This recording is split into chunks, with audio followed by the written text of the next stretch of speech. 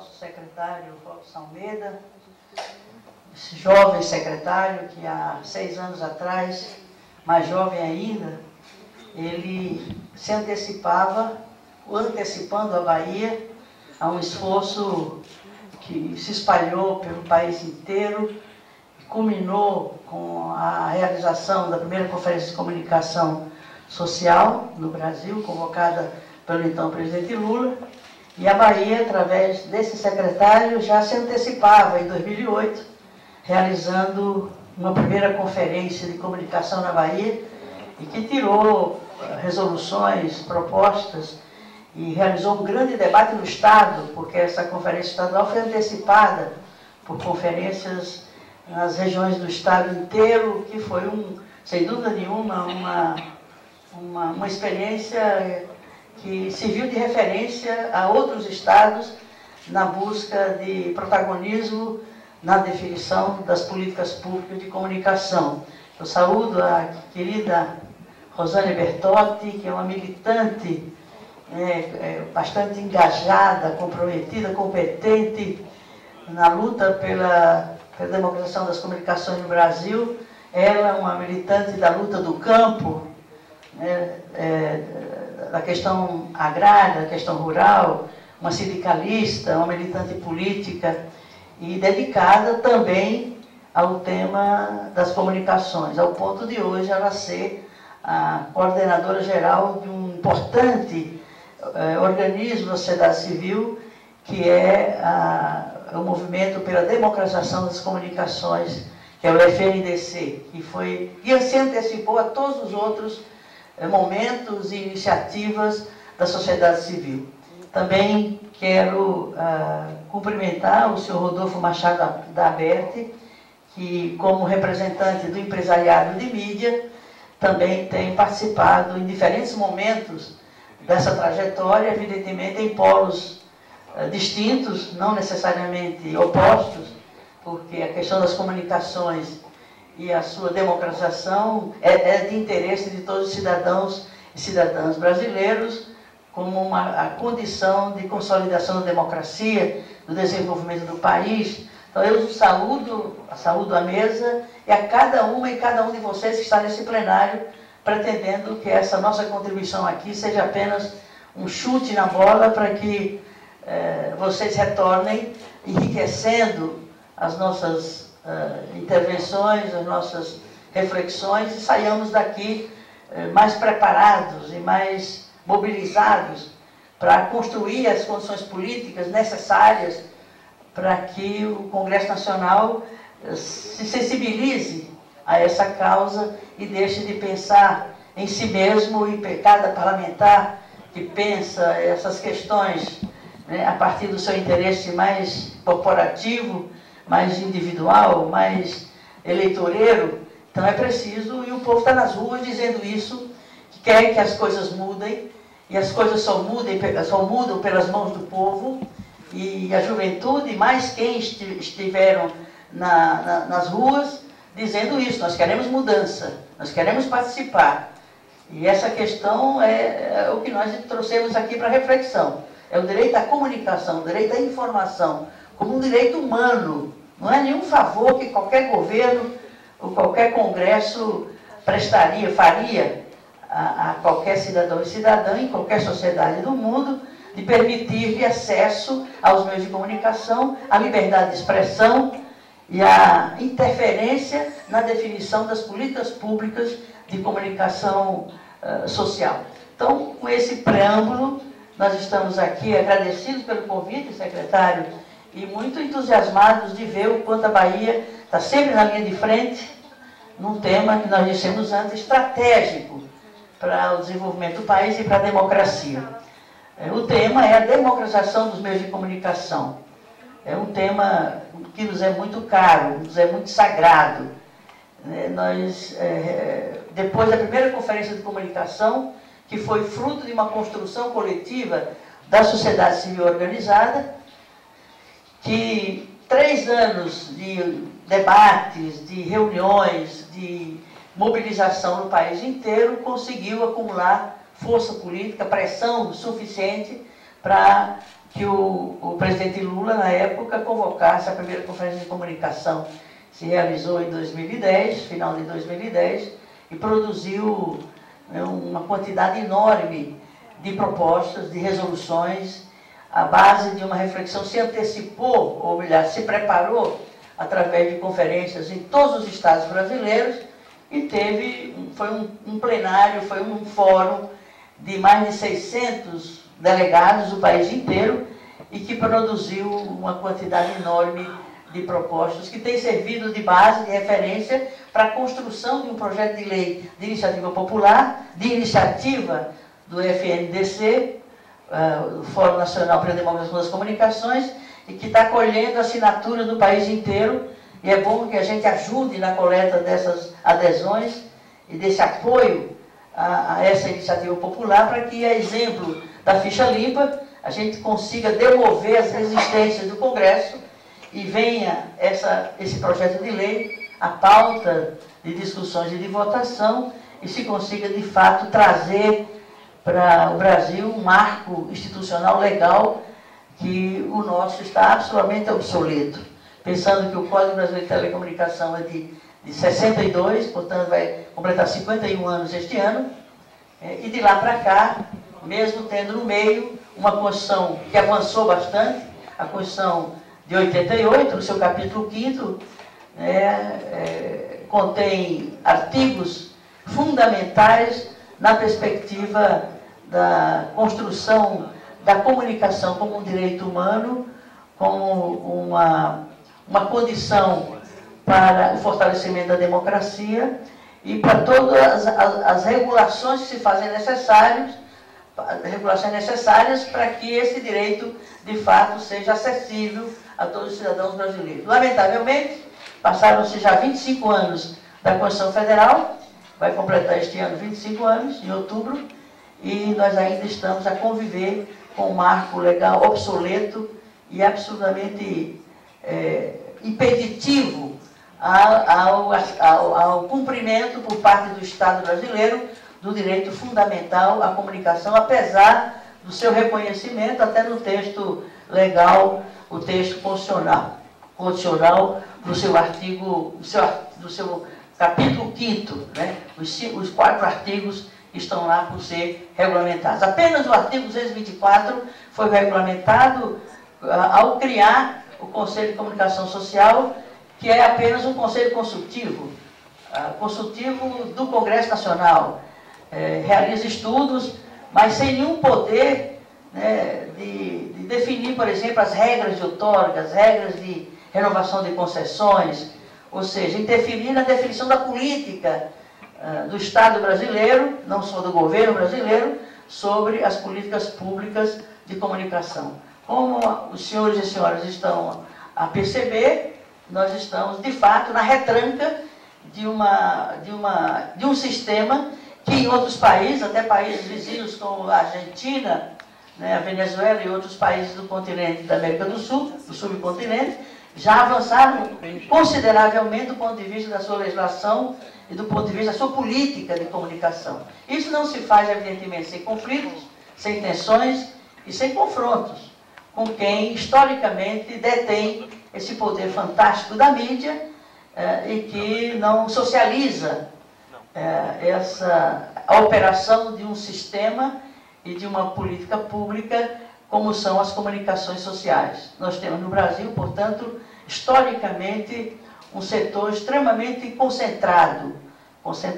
e privatizado, apesar de ser uma concessão pública, ao não se admitir a participação da sociedade no acompanhamento do funcionamento desse serviço público, e por se resistir ao controle público, e controle público não é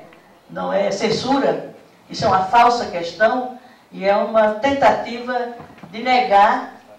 o direito a que um serviço como esse, que transmite ideias, que transmite valores, que transmite conceitos,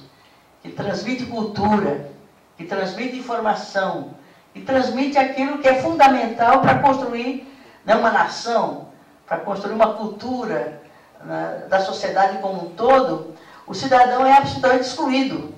do acesso a esse serviço e a orientação na prestação desse serviço. E tudo se alega que é tentativa de censura, e são pessoas e grupos que não têm história que os legitime como os verdadeiros timoneiros da luta pela liberdade de expressão e direito à comunicação. Muito pelo contrário, foram segmentos que não nos ajudaram no processo de redemocração do país, onde havia absoluta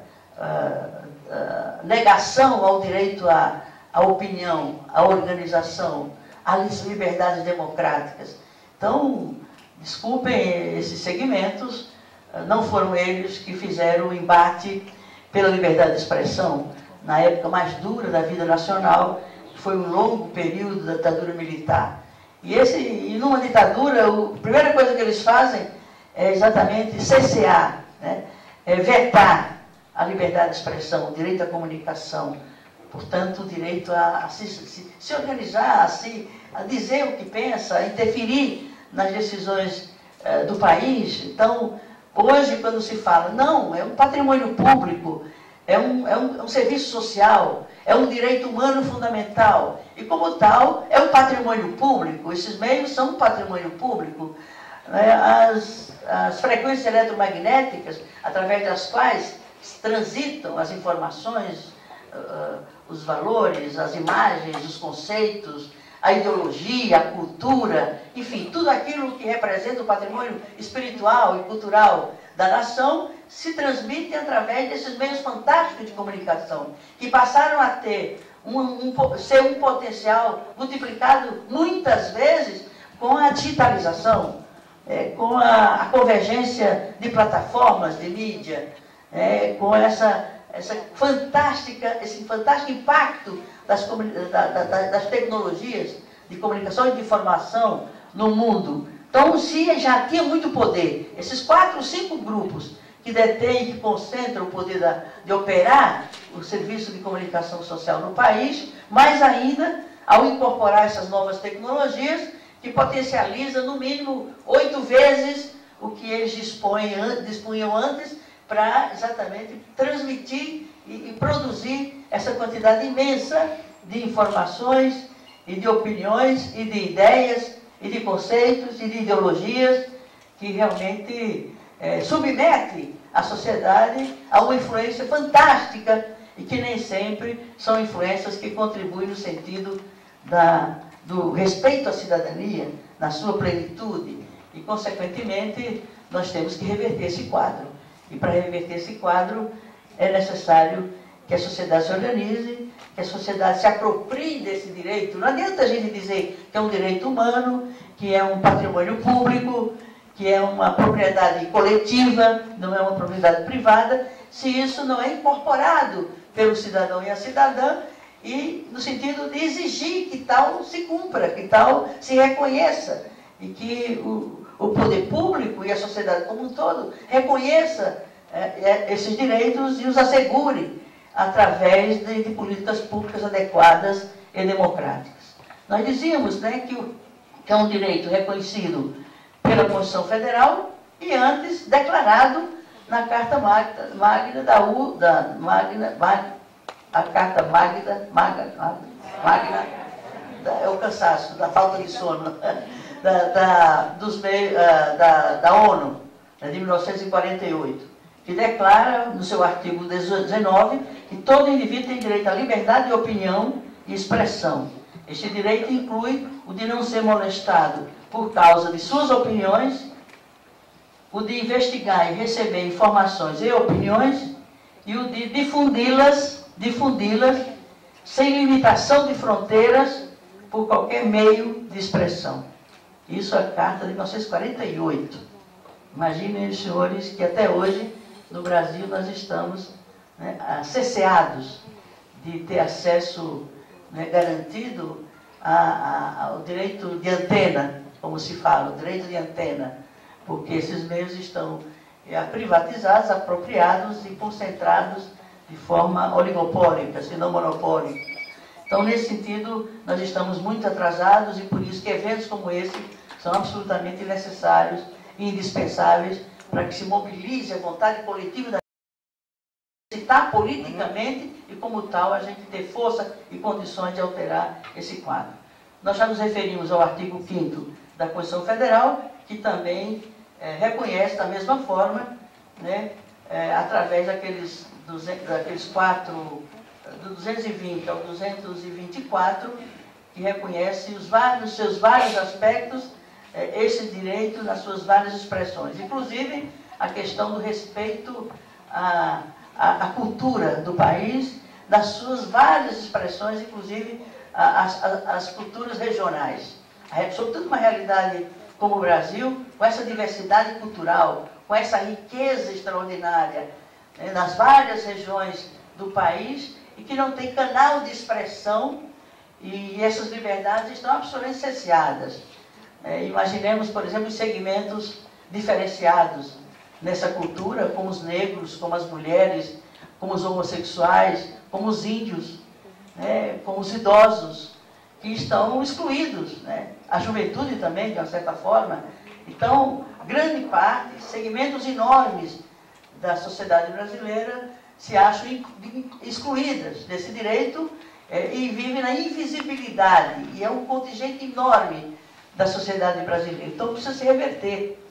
Por exemplo, como eles tratam, através da propaganda, né, ou destratam os direitos das crianças e dos adolescentes, com o público dessa programação de mídia que não tem nenhum respeito, né, aos direitos das crianças, dos adolescentes, a ética da família, a ética da sociedade de um modo geral. Portanto, é algo que precisa ser trazido ao conhecimento da sociedade e os governos, de fato, tratarem de forma responsável e de forma eficaz e de uma vez por todas a alteração dessa realidade. Então, diante disso, nós temos que pensar que, primeiro, qual é o impedimento? Tem impedimentos muito sérios em relação para que se chegue, de fato, à democratização das comunicações em nosso país. O primeiro critério é a questão dos critérios de outorga e renovação de concessões. Elas são concedidas para a televisão por 15 anos e se renovam automaticamente. E já foi renovado 3 vezes. Portanto, vai chegar aos 45 anos que os atuais veículos de comunicação televisiva têm essas concessões de outorgas, negando qualquer acesso ou qualquer possibilidade de participação da sociedade no acompanhamento de como essa programação é construída e como ela se distribui da forma como ela se distribui. Para a rádio são 10 anos. Isso também se renova automaticamente. E a Comissão de Constituição e Justiça, aliás, a Comissão de Ciência e Tecnologia da Câmara, que é um dos órgãos a quem se submetem esses processos de outorga ou de renovação de concessões, sequer aceita uma audiência pública, como já tentamos fazer algumas vezes,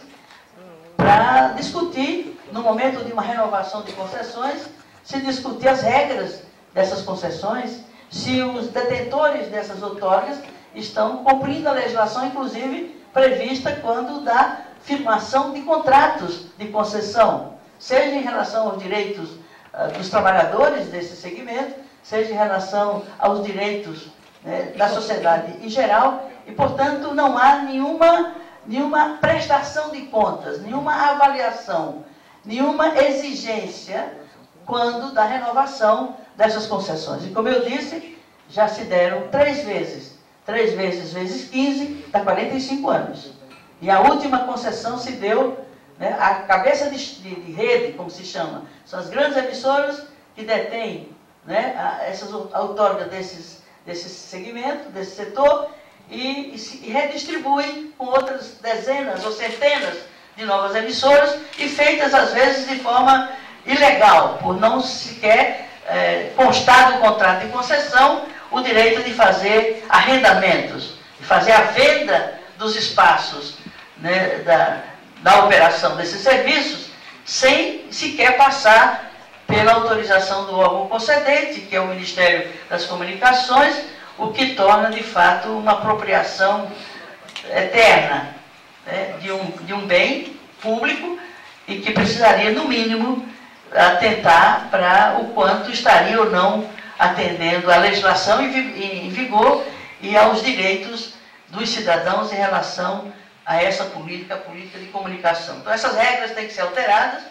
e tem que se criar mecanismos de controle, de fiscalização e de influência da sociedade civil organizada na definição da programação, no acompanhamento do cumprimento da legislação em termos de percentuais que a legislação estabelece para a informação, para a educação, para a cultura, para a comercialização. Então, essa coisa é feita, embora esteja prevista no marco legal que já está por si só ultrapassado, mas mesmo esse marco legal ultrapassado, ele é absolutamente ou insuficientemente cumprido, porque não há fiscalização suficiente, só há fiscalização sobre o sistema de rádio comunitária. Isso sim, a agência, né, na área de comunicação é tão ágil, tão pronta, tão eficiente, tão eficaz, quando se trata de controlar, de fiscalizar e de punir os autores, os que têm autorização de operar uma pequena rádio comunitária com poder de abrangência mínimo, não chega sequer ao outro bairro, numa pequena comunidade, e, no entanto, o rigor sobre essa, e a Polícia Federal vai lá, fecha a rádio comunitária, prende quem está operando a rádio, nem é quem recebeu a autorização para operar aquele sistema. Portanto, eu nunca vi, né, a agência ser tão hábil, tão ágil, tão competente, quando se trata de fiscalizar e de controlar o sistema de rádio comunitária, que é onde o cidadão tem acesso a uma informação para a sua comunidade no limite mais estreito da capacidade de abrangência de um raio de comunicação numa rádio comunitária. Quando se trata do sistema convencional de mídia, que são as grandes empresas, essas podem vender 12 horas da sua programação para proselitismo religioso, para proselitismo político, e fica por isso mesmo. Né? E não adianta reclamar, porque se vai reclamar, não, isso é atentado à liberdade de expressão. Pelo amor de Deus, né? Está na hora da gente entender essa falácia e não aceitá-la e de reagir a ela. Então, isso não vai se dar no âmbito da Câmara, do Congresso, porque tem inúmeros deputados, inúmeros senadores, além de outros detentores de cargo público, né, que são concessionários de rádio e TV pelo país afora. E ilegalmente, inconstitucionalmente, o artigo 54 da Constituição proíbe a concessão de rádio e TV a detentor de cargo público, ou a detentor de mandatos populares, ou de mandatos eletivos. Então, quem é que vai querer mudar a legislação contra si mesmo? Por isso que as coisas se dão dessa forma. E o que é mais grave é que quando a gente consegue, a duras penas, aprovar um projeto de lei, a Jandira Fegali, que era membro da Comissão de Comunicação, Ciência e Tecnologia da Câmara, aprovou a regulamentação do artigo que trata da regionalização da programação. Ou seja, na perspectiva de você projetar a cultura regional e atentar para a diversidade regional que existe no país continental como o nosso, a Câmara aprovou um projeto de lei estabelecendo a regionalização da programação, ou seja, de conseguir, inclusive, a produção independente, né, as manifestações da realidade e da cultura local. Foi aprovado na Câmara, está há mais de uma década no Senado e agora veio sob a forma de um projeto de lei de um deputado do Rio de Janeiro que nunca lidou com o tema e que hoje compõe uma comissão que foi criada no Senado, que sequer tem a representação proporcional das bancadas. São alguns deputados escolhidos a dedo para fazer a regulamentação da Constituição, não só da comunicação. Quer dizer, grande parte da Constituição de 88 ainda não foi regulamentada. Muita coisa não só da área de comunicação. Na área de comunicação, quem está responsável para regulamentar o que não está regulamentado, desde 25 anos que vige a nossa Constituição, é um deputado do Rio de Janeiro, do PMDB, e que não entende de nada, mas entende muito bem a quem ele está servindo,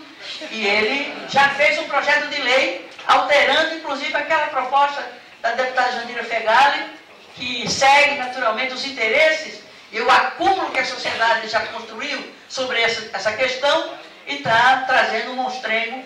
para ser... Já foi votado no Senado, vai ser votado na Câmara. Eu chamaria a atenção dos senhores e dos representantes do poder público nesse ato, para a gravidade que é essa comissão que existe na Câmara e Senado, é uma comissão mista, que não tem a representação de todos os partidos, o meu partido não tem representação naquela comissão, e que são deputados e senadores, que sem passar pela Comissão de Justiça de nenhuma das casas, está regulamentando a Constituição Federal, e regulamentar a Constituição Federal é alterar, muitas vezes, a essência daquilo que está no texto constitucional. Não é uma coisa simples, não é uma coisa menor. É tornar eficaz, efetivar o que está previsto no texto constitucional, e a sua regulamentação é tão importante quanto do momento em que a Constituição foi elaborada. Isso está nas mãos, acho que de 8 ou mais deputados, um pouco 8 deputados e senadores, que estão lá de forma absolutamente liberados para mexer na Constituição Federal, e um dos pontos já foi aprovado no Senado esses dias, nessa fúria legislativa, que está hoje, graças à pressão das ruas, mas isso também não é bom, porque o que sai de lá, não se sabe muito bem o que sai de lá, como, por exemplo, o projeto de lei que regulamenta a Constituição Federal, no seu artigo que prevê a regionalização das comunicações sociais. Então, eu queria alertar, porque a Constituição Federal está sendo mexida, nesse furor legislativo, que nem sempre, né, essa onda de trabalho que tem no Senado e na Câmara, trabalhando até de madrugada, aprovando tudo que vem, que está lá engavetado não sei quanto tempo, e a sociedade perde o andar o processo para acompanhar isso e ver o que está saindo lá como proposta. É muito grave. Eu falo aos 4 ventos, mas é uma voz isolada no deserto. Então, eu estou angustiada com isso, porque nós esperamos tantos anos para que a Constituição, daquilo que é positivo, que é avançado, que é conquista real, né, possa perder naquilo que representou conquista de fato e possa ser comprometido com essa ação do Congresso da forma absolutamente autoritária, sem nenhuma participação da sociedade, e um dos setores que estão sendo visados, que já tem um resultado concreto, que é essa lei que modifica, que regulamenta um dos artigos da Constituição Federal no seu capítulo 5º, que trata das comunicações sociais. Isso é muito grave. E nós estamos à mercê de um Congresso que, lamentavelmente, não funciona o ano inteiro, funciona muito pouco, ou não funciona de forma majoritária no interesse da maioria, e, de repente, está trabalhando de forma dia e noite, madrugada, e trazendo coisas que não se sabe o que é, ou quando vem a gente não sabe se é capaz de alterar aquilo que vem de lá, e sequer se trata de um coletivo, de um fórum, de um colegiado que tem a representação de todas as bancadas. Teria que ser o mínimo isso, para que as informações não chegassem antes. A nossa companheira Rosânia que me trouxe a informação que ontem foi aprovado esse projeto de um deputado do Rio, Sveiter, um deputado federal, trazendo a regulamentação do artigo da regionalização de mídia no Brasil, votando um projeto de lei, alterando, modificando e deformando a proposta que há mais de 10 anos saiu da Comissão de Ciência, Tecnologia, Comunicação e Informática, o que, ao invés de ter sido algo positivo, pode trazer sérios prejuízos no que tange à regionalização das comunicações no Brasil. Por último, eu quero citar mais alguns aspectos, desculpe, já está no final do meu tempo, a questão da propriedade cruzada dos meios de comunicação, que é uma outra questão que tem que ser corrigida, que é o mesmo concessionário ter a concessão de operar ao mesmo tempo rádio, TV, internet e todos os meios que existem, né, e se apropria uma única pessoa, um único grupo, operando esses vários meios ao mesmo tempo. Imagine o poder que tem essa pessoa ou esse grupo. O arrendamento, que precisa ser eliminado, que essa concessão indiscriminada, ilimitada de espaço para as mais diferentes finalidades e de forma a não submeter ao órgão concedente, que no caso é o Ministério das Comunicações, sem nenhuma fiscalização, diga-se de passagem, e finalmente o sistema digital, a convergência tecnológica e ainda a não digitalização do sistema de rádio. Então, o sistema de rádio no Brasil ainda não foi contemplado pela digitalização, ainda está no sistema analógico, o que isso inviabiliza, né, com a convivência com a operação no sistema digital, a qualidade da comunicação, a precisão da comunicação e o nível de atualidade desses meios por falta da incorporação dessas novas tecnologias do sistema digital. Então, eu peço desculpas, secretário, acho que eu me estendi um pouco, mas meu tempo terminou. Eu agradeço a atenção e obrigada.